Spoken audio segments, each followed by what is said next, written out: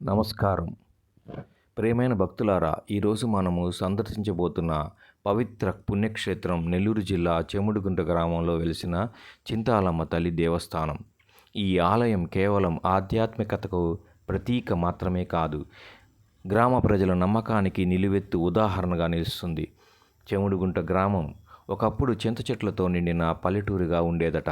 ఒకసారి ఒక పశువుల కాపరి తన పశువులతో మేపుకుంటూ చింత చెట్ల అడవిలోకి వెళ్ళాడు. ఆ సమయంలో భూమిలో నుంచి ఒక శిలా విగ్రహం వెలుగుతో కనిపించింది. ఆ విగ్రహం గ్రామస్తులు ఊరిలోకి తీసుకురావాలనుకున్నారు. కానీ ఆ తల్లి చింత చెట్టు వద్దనే ఉండాలనుకుందట. అప్పటి నుండి అమ్మవారిని చింతాలమ్మ తల్లి అని పిలవడం మొదలైంది. తర్వాత ఆ స్థలాన్ని పవిత్ర భూమిగా భావించి అక్కడ ఆలయం నిర్మించారు.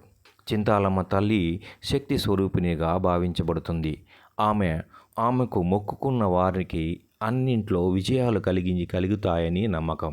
ఆరోగ్య సమస్యల నివారణ, సంతాన భాగ్యము, వంశవృద్ధి, దృష్టి దోష నివారణ, కుటుంబ శాంతి ఇలాంటి అనేక ఫలితాల కోసం భక్తులు ఇక్కడికి తరలివస్తుంటారు.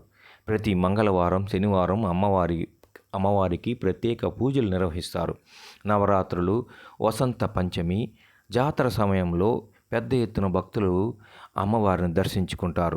జాతర సమయంలో అమ్మవారికి పల్లకి సేవ నిర్వహించబడుతుంది. ఊరంతా గ్రామం అంతా ఊరేగింపులు నిర్వహిస్తారు. అమ్మవారికి బోనాలు సమర్పిస్తారు. దీపాలు వెలిగించటం, చీరలు కట్టడం వంటి ఆచారాలు ఉన్నాయి. ఈ ఆలయం నెల్లూరు నగరానికి కేవలం 6 నుంచి 7 కిలోమీటర్ల దూరంలో ఉంది. చెముడుగుంట సెంటర్ వద్ద దిగి అక్కడి నుండి ఆటోలో కానీ బస్సులో కానీ ఆలయాన్ని చేరుకోవచ్చు. గ్రామీణ శాంతతతో కూడిన ఈ దేవస్థానం దర్శనం ఒక ఆధ్యాత్మిక అనుభూతి ఇస్తుంది. చింతాలమ్మ తల్లి కేవలం గ్రామ దేవత కాదు, ఆమె భక్తుల హృదయాలలో విశ్వాసాన్ని నాటిన తల్లి.